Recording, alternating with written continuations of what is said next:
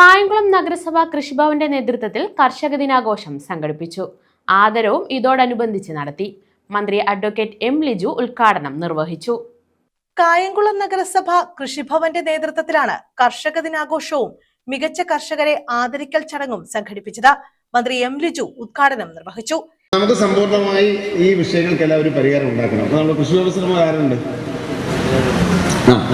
നമ്മുടെ കൃഷി ഓഫീസർ ഇവിടെയുണ്ട്.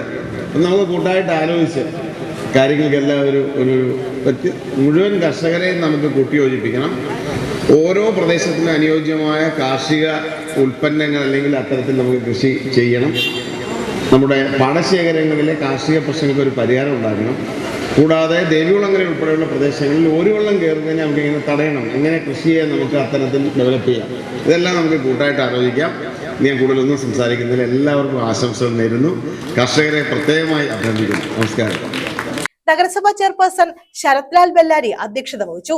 ഇന്ന് നമുക്കറിയാം, ഒരുപാട് സ്ഥലങ്ങളുള്ള ആളുകൾ ഉണ്ട്, കുറച്ച് സ്ഥലങ്ങൾ ഉള്ള ആളുകളുണ്ട്. ഞാൻ മനസ്സിലാക്കിയെടുത്തോളം ഒരു 5 സെന്റിൽ താഴെയുള്ള ആളുകളാണ് കൂടുതലും ഇവിടെ കൃഷിയെ പ്രോത്സാഹിപ്പിക്കുന്നത്.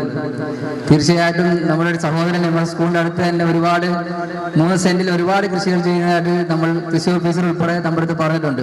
അപ്പൊ തീർച്ചയായിട്ടും ഒരുപാട് വസ്തുക്കളെ ഉള്ള ആൾക്കാരെ നമ്മൾ കണ്ടെത്തി അവരിലേക്ക് കൃഷിയെ പറ്റി പറഞ്ഞ് പഠിപ്പിച്ച് അവർക്ക് കൃഷി ചെയ്യാനുള്ള പ്രചോദനമായി നമുക്ക് മാറാം എന്ന് മാത്രം പറഞ്ഞുകൊണ്ട് ഞാൻ എന്റെ വാക്കുകൾ ചുരുക്കുകയാണ്. വികസനകാര്യ standing committee chairperson Biju Thasarulla സ്വാഗതം പറഞ്ഞു.